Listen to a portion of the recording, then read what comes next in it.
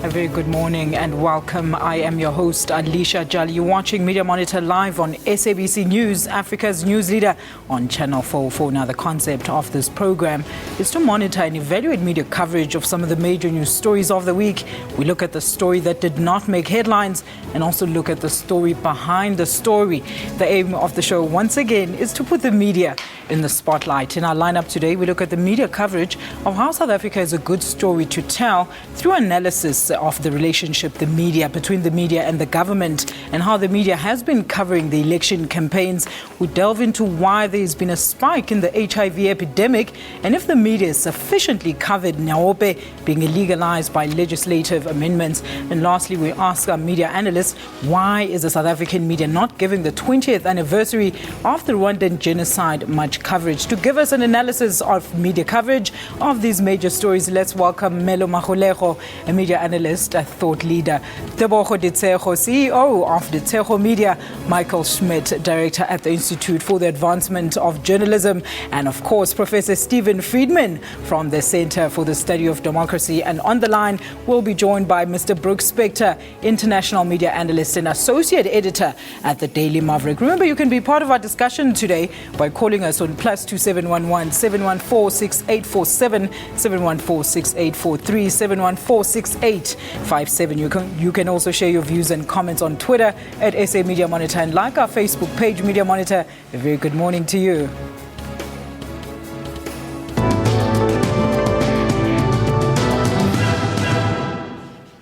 In our top story today, journalists still struggle in covering developments and other issues involving government. For some insight into how the media in the United States cover elections and what the relationship between the government and the media in America is, we asked our U.S. correspondent Sherwin Bryce Pierce to speak to an expert on the subject. Sherwin began by asking Professor Sean Jacobs from the New School University in New York what controls the media in the USA. Let's take a look at this clip.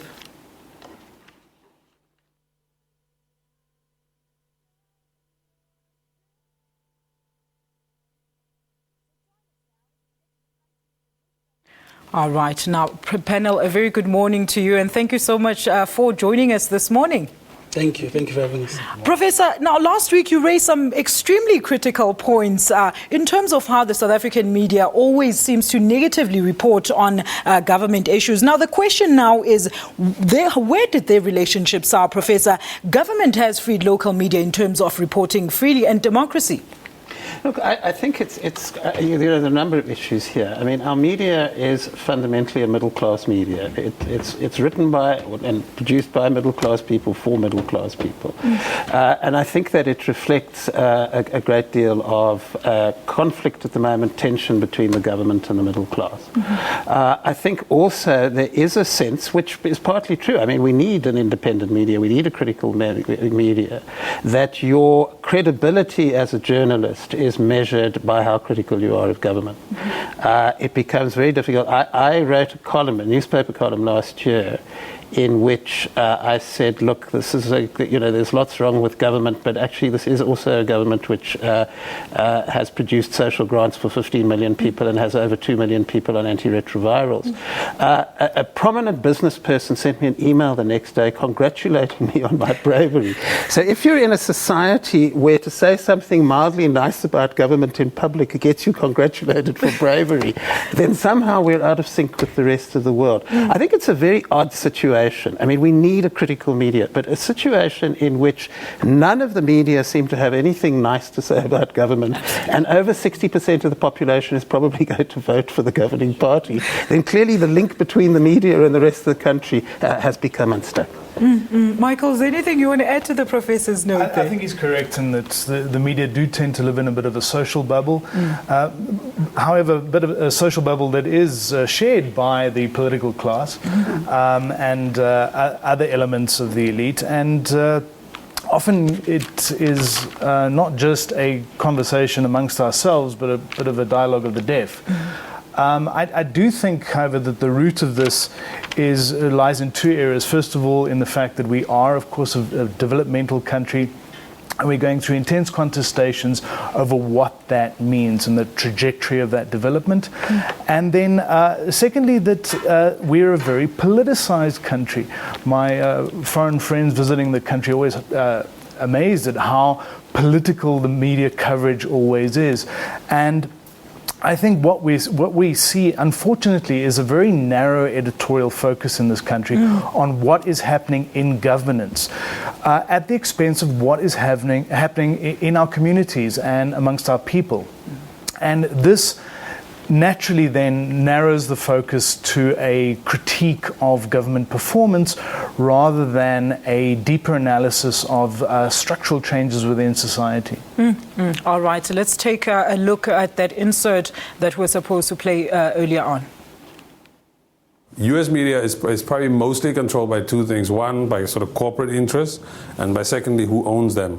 So, for example, Rupert Murdoch owns Fox. And Rupert Murdoch has a certain kind of politics which is more conservative, more right-wing, more sort of market-friendly, and so Fox will reflect that.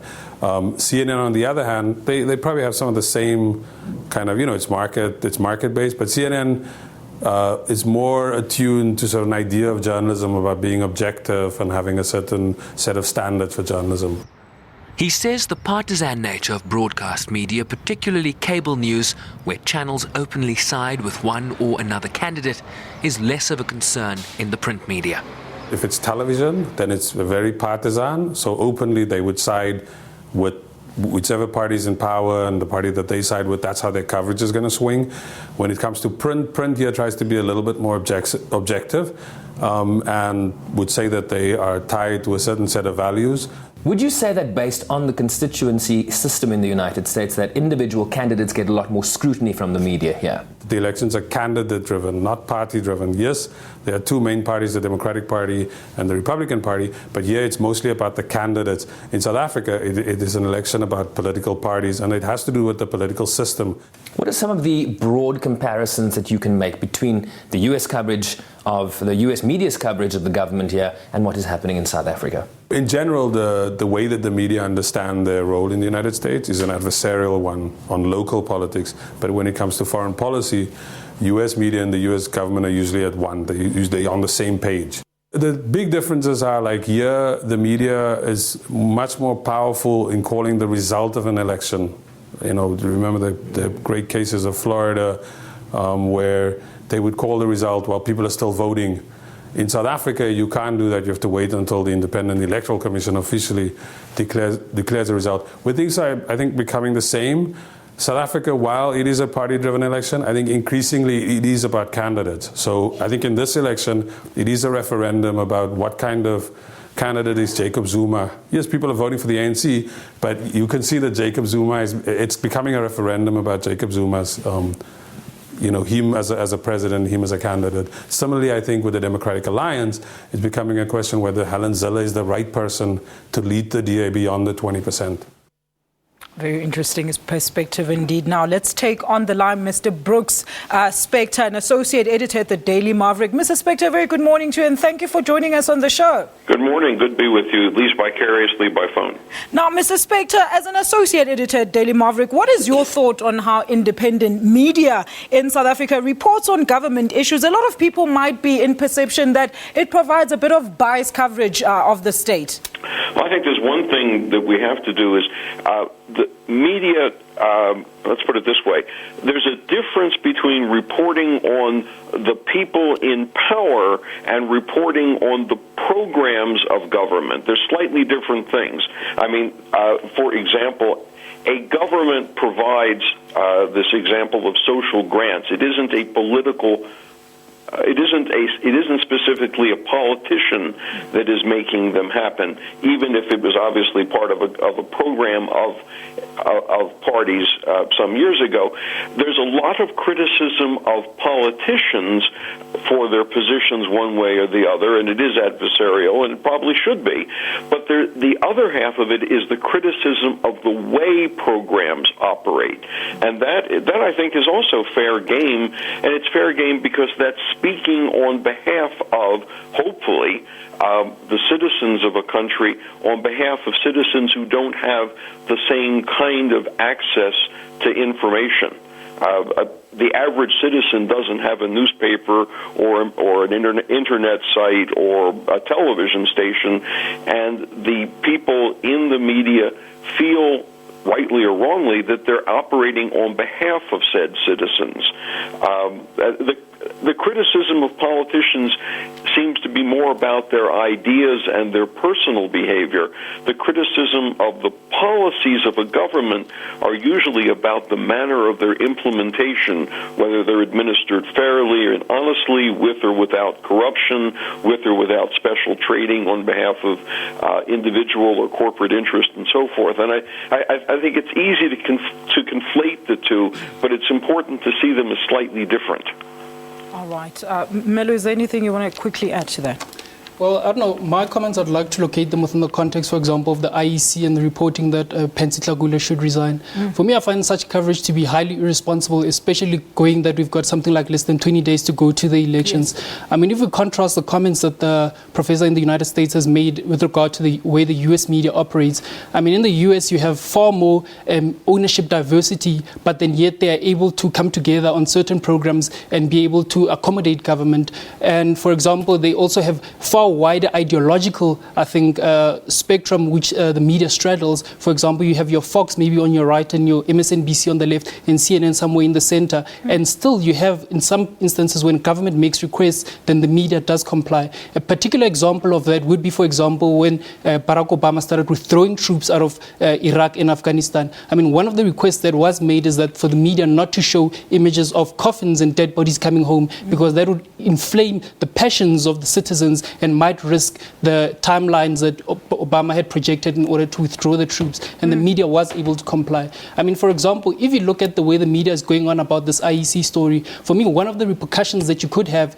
you could have something like what happened in Kenya with the violence where the IEC's outcome is undermined. I mean, you had that situation with Mwai Kibaki and Raila Odinga where there was contestation. And you also had something recently with Alassane Ouattara and Laurent Gbagbo in Ivory Coast where there was media contestation. So for me, I find that very highly responsible. And one last point in terms of reporting this about removing Pensi Tlakula before the elections. I mean, Pensi Tlakula, I've read the Public Protector's report, and she seems like she's a very strong leader in the IEC. I don't know, I'm not making a statement on whether she's an ethical leader or not, but she's very strong. And the risk of removing somebody just before the elections, the problem is that you create a power vacuum, and then there are power struggles within the organization. I mean, we experienced this in Libya, for example, when Muammar Gaddafi was removed, and in Iraq when Saddam was also removed. Let's talk about how South Africa now actually covers the election campaigns. Tebogo, how is the media coverage being, as we're heading, as you've just said, we've only got a couple of weeks before the May 7th elections?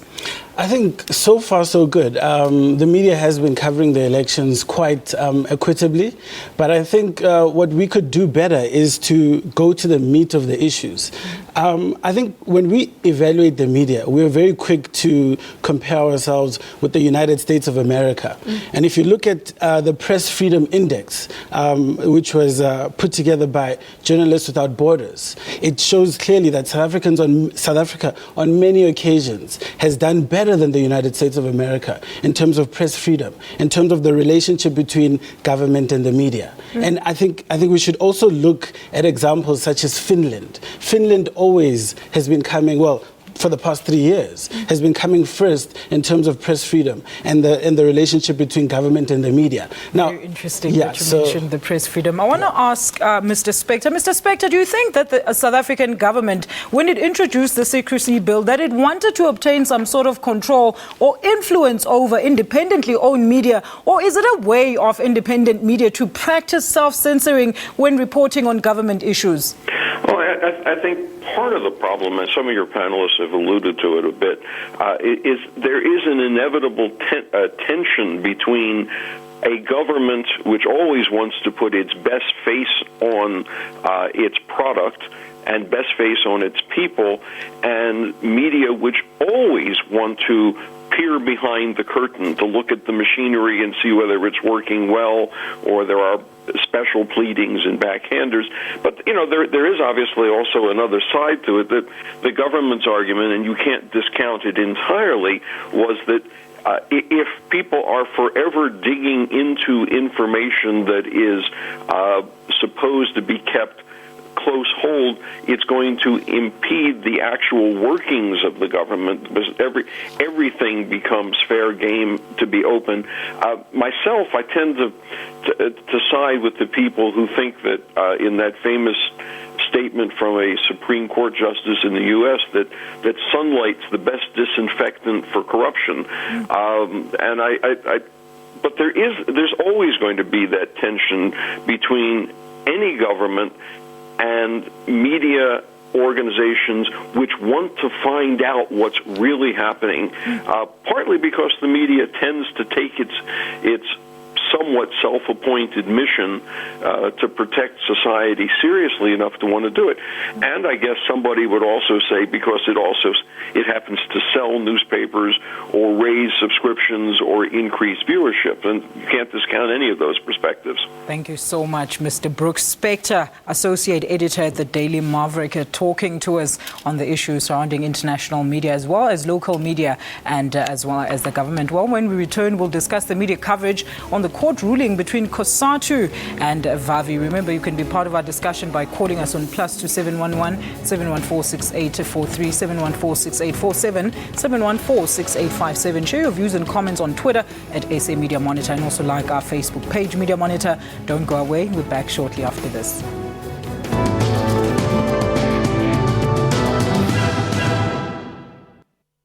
SABC, sharing 20 years of inspiration. Insurer American International Group has sold its aircraft leasing business to AerCap Holdings for $5.4 billion. The Chinese couldn't do it, but the Dutch landed the deal. AIG sold its huge jet leasing business to Holland's AerCap Holdings. AIG has been trying to sell International Lease Finance Corp since 2008, when the insurance giant nearly collapsed and was forced under federal government control. AIG has been shedding businesses since the government bailed it out. That's News at 1, daily at 1 p.m. on SABC News. Good day and welcome to yet another evening of Afro Showbiz News. Kumba is a South African animated film that tells a story of a zebra who looks different. It's about a zebra who's born with half his stripes, and he goes on a journey through the Karoo to find his stripes. We've shown it to a few audiences at festivals around the world, and we've had really fantastic responses. So we're very excited to see what the South African population thinks of Kumba. That's Afro Showbiz News, Saturdays 7:30 p.m. on SABC News.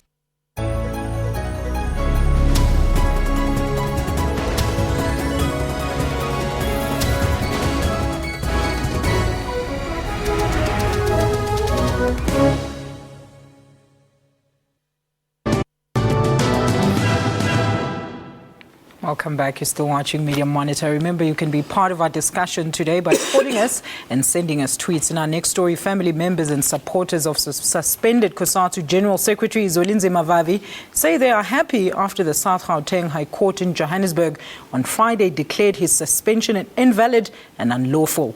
COSATU leadership will hold a special CEC meeting on Tuesday in its headquarters in Johannesburg to discuss the judgment and a way forward. Let's take a look at this package. We have maintained throughout that the suspension was illegal, was not done in according to the provisions of the COSATU Constitution, was a political act, and was an attempt to humiliate me and to destroy my political career and my being. I'm happy that we have been vindicated by the courts of law, and I hope that everybody will have to accept that South Africa is not a banana republic. It has rules that protect even the rules of association of private institutions such as COSATU. We collectively here today welcome the judgment of the South Gauteng High Court, which has vindicated our long-standing belief and conviction that the suspension of Comrade Vavi was politically engineered. We will at the same time consult our legal advisors to see if there's any further steps we could take on the matter. And we'll be discussing all the implications of the ruling through our internal structures, particularly the Special Executive Committee, which is already scheduled for Tuesday next week. Thank you so much. Now, panel, this week, courts made two separate surprise judgments, the DA on the SMSs and, of course, the Vavi judgment. Now, in the Vavi judgment, has the media adequately informed rank and file on whether Vavi's trials and tribulations are over and it's back to work, or there's still more on this case? Example, the CEC meeting on Tuesday. Professor? Well, I think it varies from media to media, but of course you're absolutely correct. This isn't the end of the story, and in fact it probably isn't going to mean much in the longer scheme of things. And the reason for that is, if you study the judgment, what the judge has said is that COSATU didn't hold a vote. So, of course, as you correctly say, they're having a Central Executive Committee meeting on Tuesday. If they want to comply with the judge's ruling, they can just hold a vote and they can resuspend Zwelinzima Vavi and we go back to square one. On the other hand, I think what should have been followed up, and perhaps was not followed up to any extent at all, is that, and I'm certainly not saying this is going to happen, but the judgment may give, if COSATU really want to start sorting out their problems, the judgment, of course, does give them the opportunity to do that. They don't have to go back to square one on Tuesday. They could say, okay, we've heard a court judgment, let's sit down and start to discuss this. So I don't think that was dealt with enough. I think my other criticism of the coverage, look, the coverage hasn't been bad, but I think my other criticism of the coverage is it's been far too personalised. The media in this country tends to be obsessed with personalities. Yes, Zwelinzima Vavi is an important personality, but this is actually about a whole lot of other issues. Absolutely. It's about the relationship of COSATU to the ANC. It's about the relationship of COSATU to its members. It's in a sense about what kind of labour relations system we're going to have in this country. And I don't think we've seen much coverage of that. Melo, in terms of, do you think that media really interrogated the flawed process of his suspension? And I think Vavi actually kept on uttering this when he made that confession as well on Twitter as well. Not really interrogated it deeply, in the sense that people may understand that what Vavi has been acquitted of is not really the legal charges. Absolutely. Or whatever. He's still got the other charges that he's facing. Yeah, but I think like the Vavi story, you have to look at it within the broader context of the past couple of months of the way the media has been covering it and the issues that have come to light. For example, the three facets is the issue of the cognitive dissonance that you can call it, that Vavi experienced when he knew intellectually and emotionally that what he was doing perhaps with that young lady that he hired was wrong, but at the end of the day his body and his actions went contrary to that. I think that's the one angle. The second angle that you can look at in terms of the Vavi story is the organizational politics within COSATU and the procedures, and maybe that is what the judgment speaks to, the ruling speaks to in this context. And lastly, there's the issue, as a professor has said here, that I'd like to echo, of the relations between the alliance members and broadly what NUMSA has been doing the past couple of weeks. We have said here previously that the NUMSA actions haven't really been reported that well. They've been presented as sort of like in the same light as the AMKU strikes, when indeed what we've said is that NUMSA is going for a regime change both on the political front and in terms of policy. So I think all of those stories really do coalesce around Vavi, but then they're not really that well covered. Michael, what does the future hold for the female employee that is embroiled in this Vavi saga? I think clearly she's going to be sidelined and passed by. Politics is moving on. I agree with my colleague here that really the bigger picture and the committee meeting on Tuesday has much fatter fish to fry than merely looking at whether to confirm the suspension of Vavi by a proper vote, and that is the position of NUMSA. This really is a huge game changer for COSATU and for the alliance. Since its inception, really, this has been an odd alliance in which the tail has been wagging the dog, in which the largest constituency of the ANC's paid-up membership, COSATU, has essentially been told what to do by a bunch of politicos. I think that game is now starting to change as certainly elements within COSATU, certain affiliates, NUMSA being premier amongst them with 368,000 members, now their largest affiliate, is starting to exercise its muscle and starting to decide that it is going to become a political player and not merely be a subaltern adjunct to the ruling party. Now, look, the man still faces a number of other charges, Debogo, and to give us, when is media going to give us more details on them? Are they waiting for a media briefing at the COSATU house or Vavi to tweet something for us to get an update?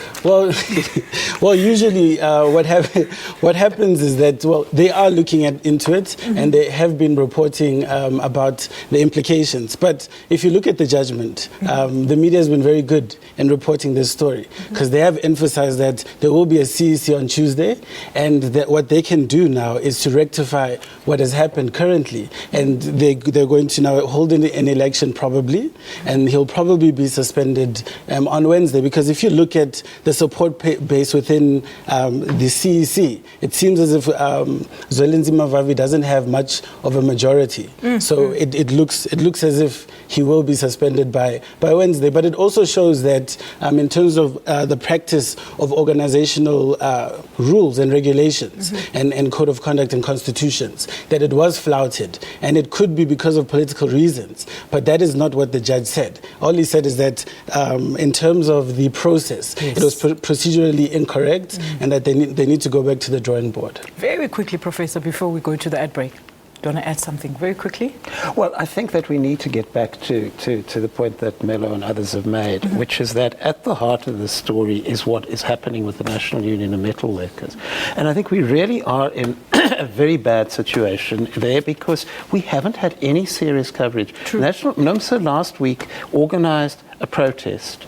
There was no coverage of this protest. Now, this is a move which potentially can change our electoral politics. If NUMSA forms an independent party, if that party gets 10 to 12% of the vote, then our whole electoral politics changes. Now, surely that's a major story which needs to be covered. If the march was unsuccessful, that needs to be covered. If it was successful, that needs to be covered. Thank you very much, Professor. Well, when we return, we look at where the media has lost interest in the HIV pandemic and Nyaope drug saga. Remember, you can be part of our discussion by calling us on +2 711 714 6843, 714 6847, 714 6857. Share your views and comments on Twitter at SA Media Monitor and like our Facebook page. Stay with us. This is SABC News.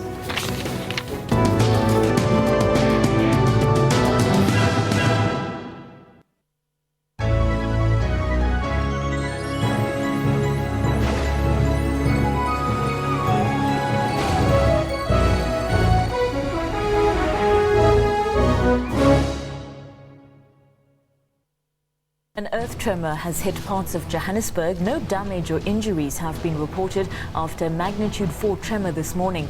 The tremor shook parts of Johannesburg just before 10 this morning. It has been described as quite a big guy.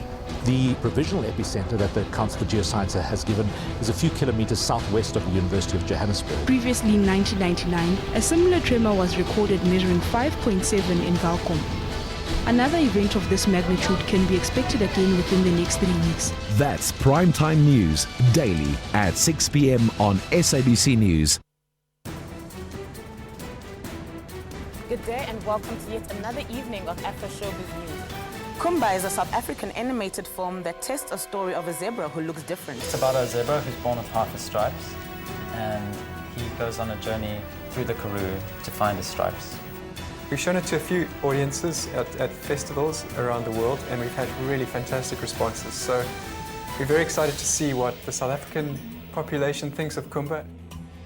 That's Afro Showbiz News, Saturdays 7:30 p.m. on SABC News.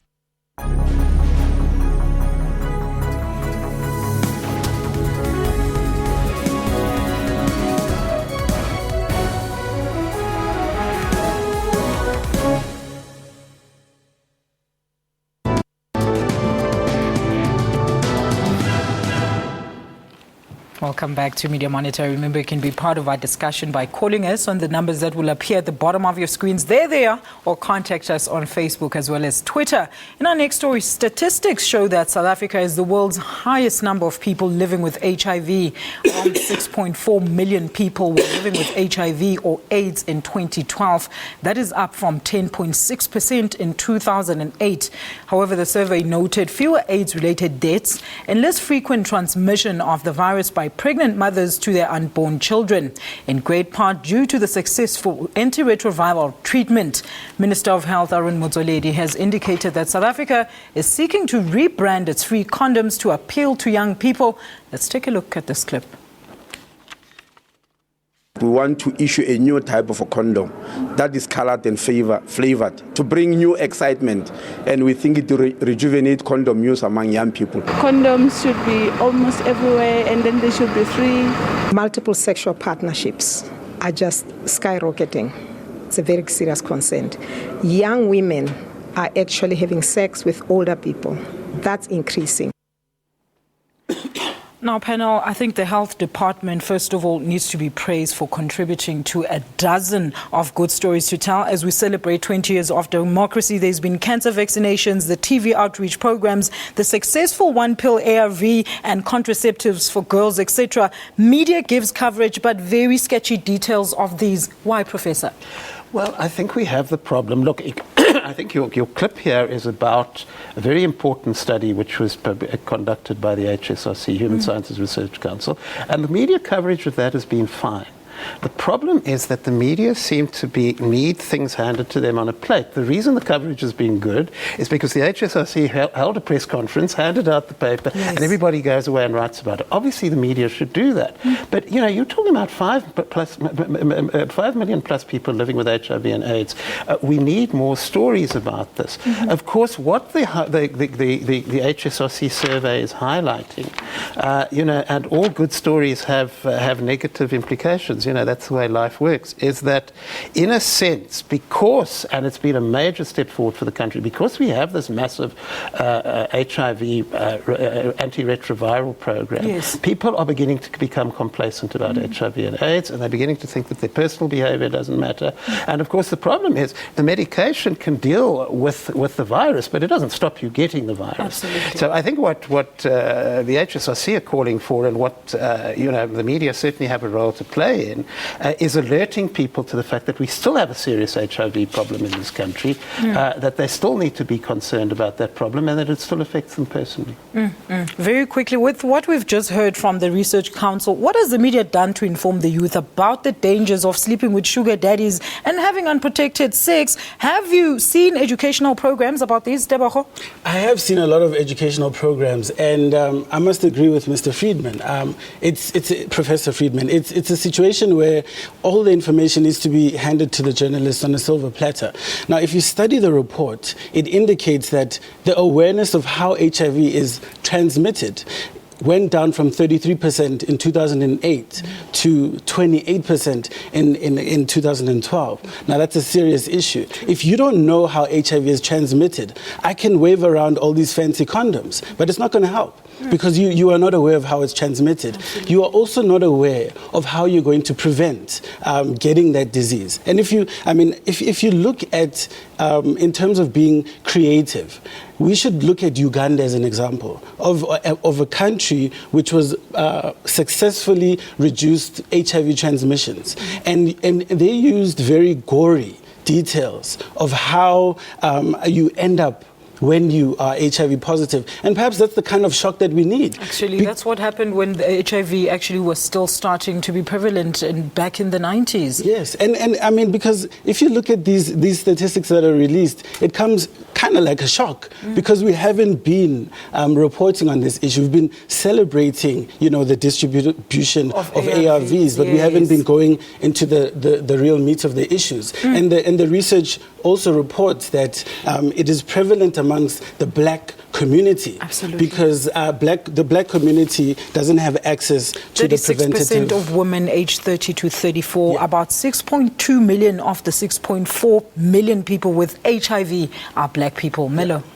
For me, I'd like to echo his last point there in terms of, I think ever since we had the TAC judgment at the Constitutional Court, there's been rather a slow but gradual shift away from the notion of you should be abstaining, you shouldn't be condomising, and to this notion tested to know your status as well. Exactly, to this notion that there's ARVs. And as Professor Friedman said, I think that has engendered a certain sense of complacency within the populace, and then people feel, I mean, they're getting this message now that it's a chronic disease like diabetes, the chronic disease like any other high blood pressure or whatever. But the problem with that type of analogy for me, I find that it creates the impression that there's nothing that you can do to prevent yourself from getting that disease. And for me, I find that problematic. All right, we're going to move on to our next story now. The Justice Department has amended the Drugs and Trafficking Act, in a bid to fight new drugs, including nyaope and wunga, which are crippling communities. Now, nyaope is a cheap, addictive drug that is quite popular among township youths, and it's made of dangerous chemicals and drugs such as rat poison, antiretroviral, and dacha, to mention just a few. If anyone is caught in possession or dealing in these drugs, they could face 25 years in jail. On the line, we're now joined by a nyaope addict who wants to remain unidentified. Sir, very good morning to you, and thank you so much for joining us on Media Monitor. Morning, and I'm sorry, can I just fix the part where I'm no longer an addict. All right, you are a recovered addict. Sorry? You are a recovered addict, sir. Yes, I'm a recovered addict. Thank you so much for clarifying that for us. Now, so we want to understand, in terms of what we've seen in the media about what happens to nyaope addicts, we'd like you to give us your own account of what led to you starting to use nyaope. What kind of socio-economic challenges were you facing, maybe? Sometimes it's probably the problem is not with I think the place where you stay, because at the time I had plenty. I'd say I had some money with me, in fact a lot of money, but I still got addicted. And then there's people who even don't have nothing, but it's sometimes what you're facing, and then it's just when people are bored, they tend to go to use substances like maybe alcohol and drugs. It's like the problem, to get their minds off like thinking about reality. In fact, it's like being scared to face reality. Now, sir, do you feel that the media is educating people enough, especially the young, about just how dangerous the effects of this drug is? Yeah, like the media. Yes, sir. Well, the media is trying, but I don't think it's enough. Even from the government side, it's still not enough. It's not enough. Because to tell you the truth, this drug is very, very dangerous, and it's been spread all over. It's not just parts of the maybe community where I stay, or maybe the province, but it's spread all over. But in some places you find that it's not taken like something that's dangerous because of the maybe number of people who are maybe doing it in that area. But the thing is, it's very, very dangerous, and it's like all over. Thank you so much, sir. Now, the media has made it very certain that nyaope addicts really recover. Please tell us about your amazing journey to recovery so you can inspire others in your position, sir. Well, I won't lie to you. It wasn't easy. It's not easy. It's not easy because, in fact, what gets you to get off this drug, one thing I've learned is that knowing that God is there in the first place, and then He is living God, and to really have the will to do the right things, because with this drug, when we leave smoking this drug, you always have problems. Every day is another day we feel these problems, not just one, sometimes 10. But it's like it recurs. You end up living a routine life that is based on problems. Thank you so much, sir, for your insight on the show today, and good luck with your recovery process. Thank you very much, ma'am. Thank you so much, Melo. As a media practitioner, how often do you see stories about nyaope and wunga? For me, I think we only saw a lot of nyaope stories recently because of the judgment. Yes. And I think for me that speaks to something maybe that is prevalent in South African societies, that like we tend to have a very strong belief in jurisprudential solutions to social problems. And for me, I feel that we need to go about a solution where we socialize the type of things that we want to achieve, the social aims and goals that we're trying to achieve here, and not just say that, okay, no, there's been laws that have been passed and therefore we can sit back, we've reported about the laws, and that's that. I mean, for example, this past weekend I read a story. I was in Middelburg, in a township of Mhluzi there. I mean, you had a son who killed his father because he wanted to get money so that he could go and buy more nyaope. And then for me, that says to me that that is a social problem that needs more than a legal solution. I mean, if kids are willing to kill their parents, and this is not isolated just in Middelburg. I mean, in Pretoria and Mamelodi also, there was another death. So it is becoming very violent, and I think we need to do more education on how to solve the social problem rather than attacking it from a legal perspective. Michael, very quickly. Yes, I think he's absolutely correct that what we have here is legislatively is almost like the same problem as trying to legislate the developing digital social media universe. New drug compounds continually come out. I haven't read the legislation here. It is claimed by the health minister that this will in fact cover a broad range of, let's call them developing or transforming hybrid drugs going forward into the future.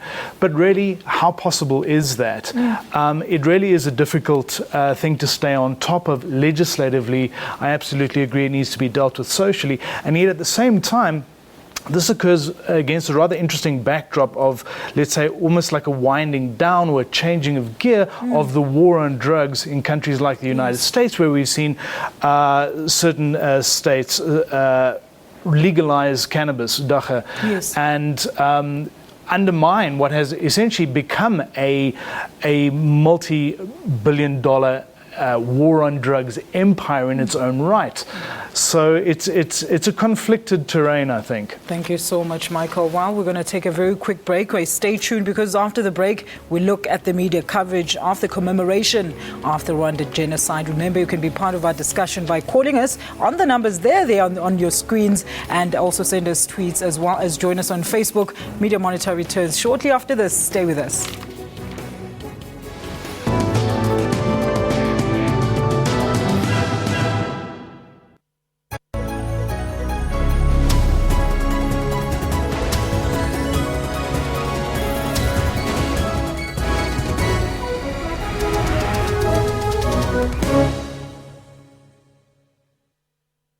Get all the latest news from the SABC's online news services on our website. Breaking news and in-depth coverage of everything from business, sports to politics and lifestyle. Catch the top news clips and watch live streaming of major news events on the SABC News YouTube channel whenever. Stay connected on the SABC News Facebook page and have your say on news that matters to you. And for the latest headlines and live updates from our reporters, follow us on Twitter. SABC Digital News, anytime, anywhere.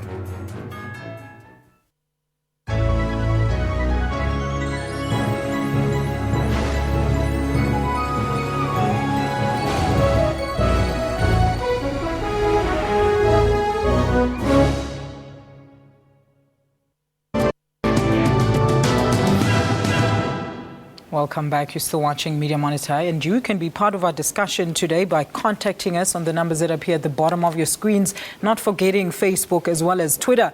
Now, next story. On April the 6th, 1994, Hutus began slaughtering the Tutsis in the African country of Rwanda. As the brutal killings continued, the world stood idly by and just watched the slaughter.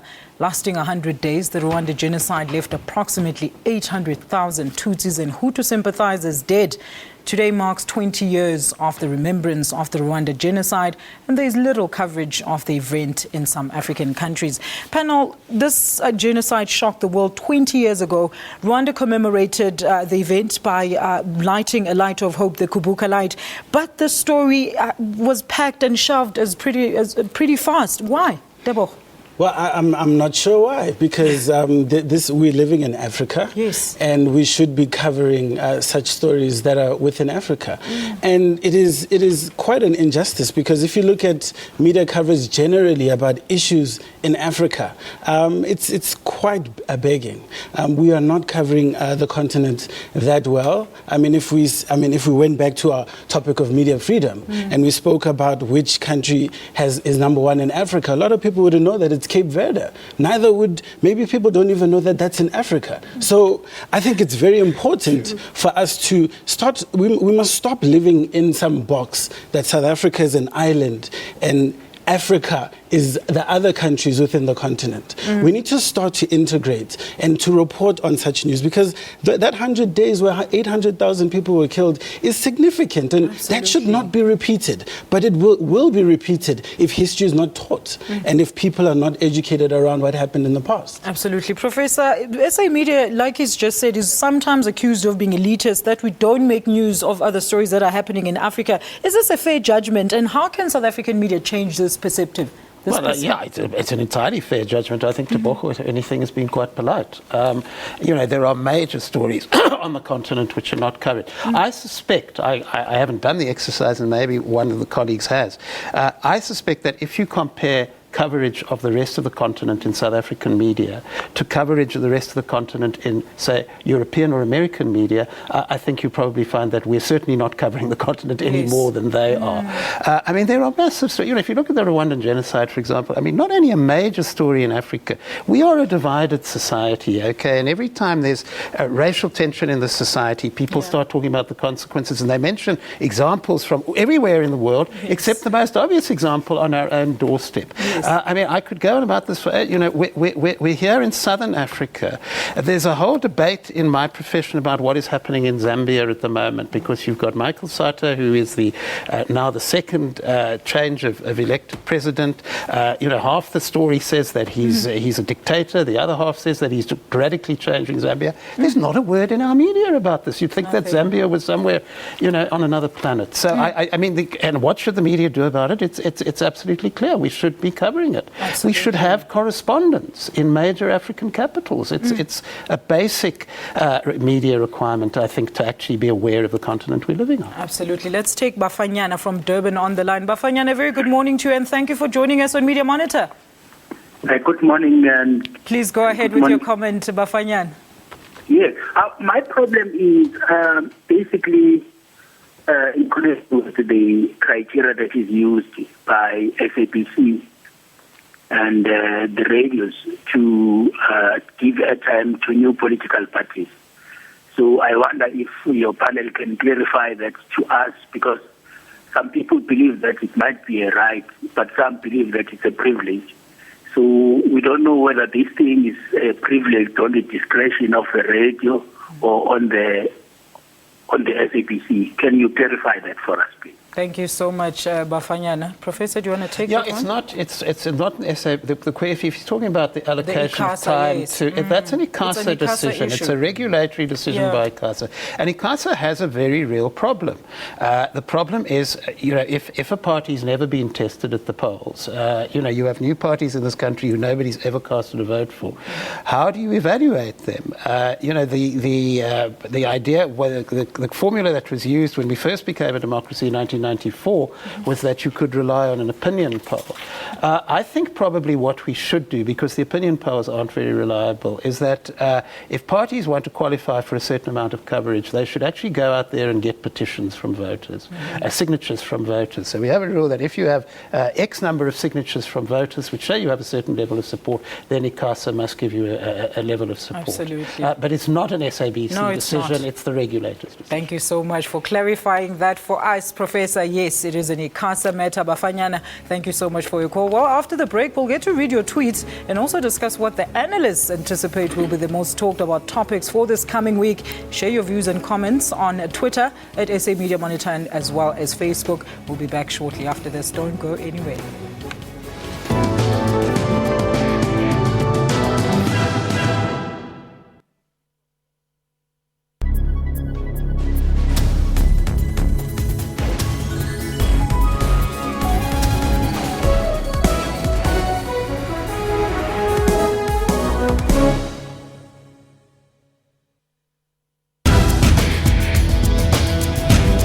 Hello and welcome to Network. My name is Spumelele Zondi. Currently, we've got 3 apps that we've developed: the Q Marshall app, a commuter app, and a taxi association app. The Chinese e-commerce company Alibaba Group Holding has decided to pursue an IPO in New York. Safaricom wants to introduce M-Pesa to Kenya's popular matatu industry. This will enable commuters to pay taxi fares using mobile money.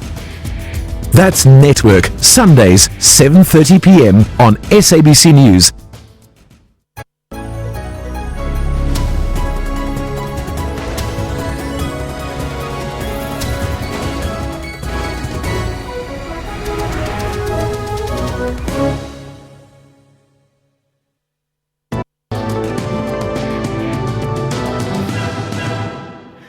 Welcome back to our final segment of Media Monitor. This is where, of course, we get to read your tweets and see what some of you, our loyal viewers, have sent to us in the topics that we've been discussing today. Let's start with Buyo Olupohunda says, independent media should focus more on what the government is not doing than on what they are elected to do. Thank you so much, Bayo, for that comment. Mr. Mac Maharaj says, you guys are so uncritical.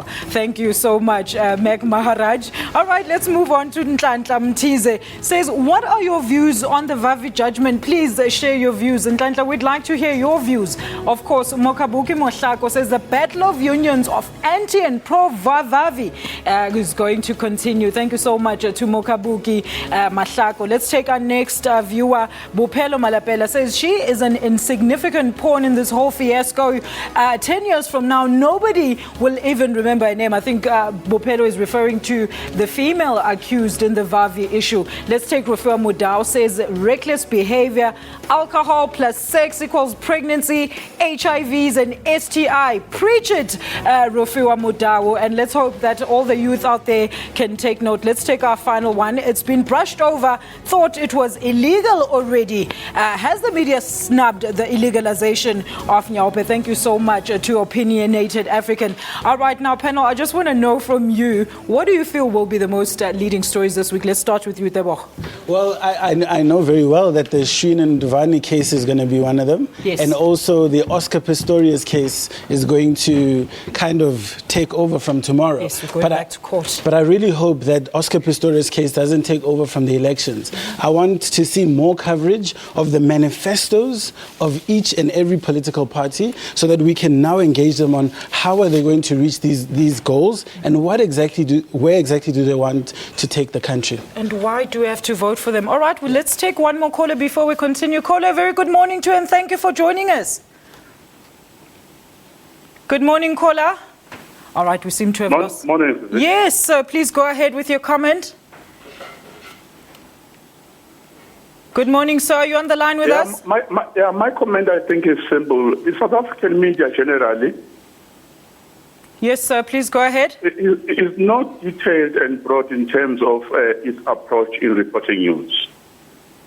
Thank you so much to Alpheus from Swaziland for his comment there. Professor, what do you anticipate are going to be the leading stories this week? Well, like Tebogo, I fear that the leading stories are going to be Pistorius and Diwani. I hope the leading stories are, first of all, what's going to happen in Kasatu, because that's going to be crucial this week. Yes. I also hope that we're going to start talking seriously about how the election is playing out on the ground, rather than simply in air-conditioned offices.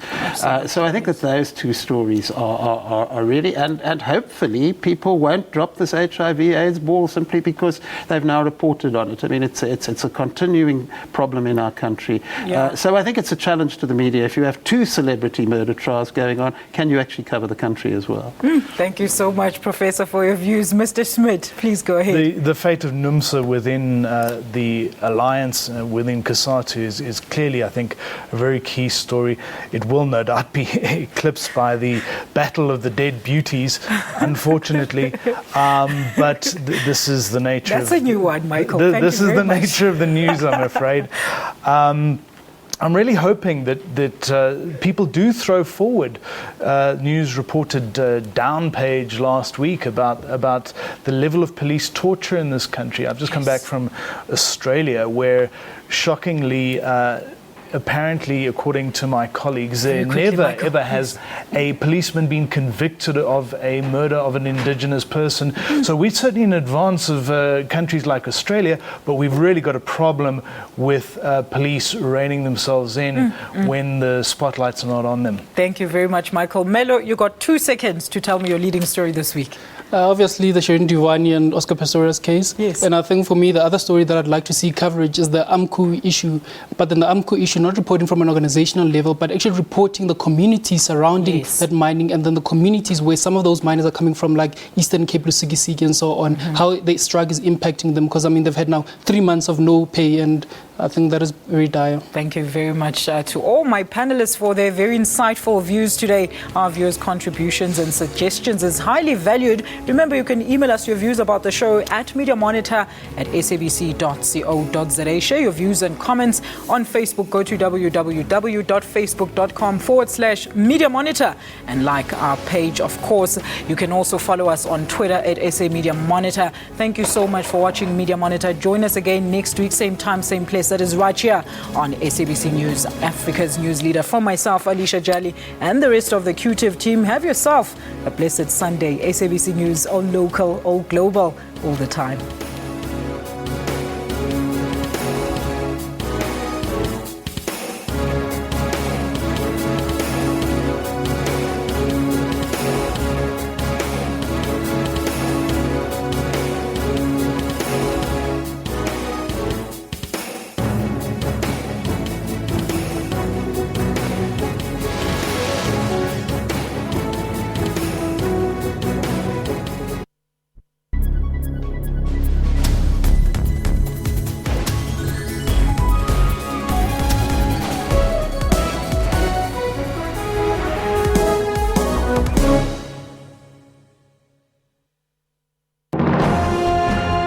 Zoom into Africa.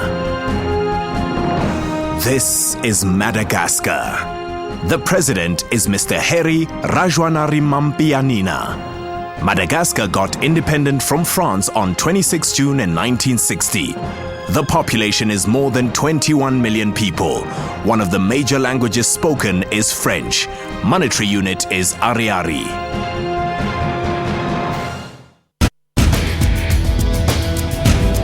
Hello and welcome to Network. My name is Spumelele Zondi. Currently, we've got 3 apps that we've developed: the Q Marshall app, a commuter app, and a taxi association app. The Chinese e-commerce company Alibaba Group Holding has decided to pursue an IPO in New York. Safaricom wants to introduce M-Pesa to Kenya's popular Matatu industry. This will enable commuters to pay taxi fares using mobile money. That's Network, Sundays, 7:30 p.m. on SABC News. Coming up this week. South Africa has seen unusual rainfall in the last 2 weeks, which has caused a lot of damage throughout the country. In next week's program, we'll discuss the health risks and hazards associated with the floods. Join Dr. Sello Mutaung on Health Talk Live every Saturday from 14 to 1500. Who are we, you ask? This is who we are. We are technologically driven. We are unashamedly Afrocentric. We advise you not only on legal matters, but on health issues as well. We bring imagination to life. We celebrate arts and culture and lifestyle. We tackle life challenges head on. We dig deep. We probe. We question. We invite you to take a view from our house, as we tell it without fear, separating fiction from factual. We are the SABC News Channel. All news, all global, all the time.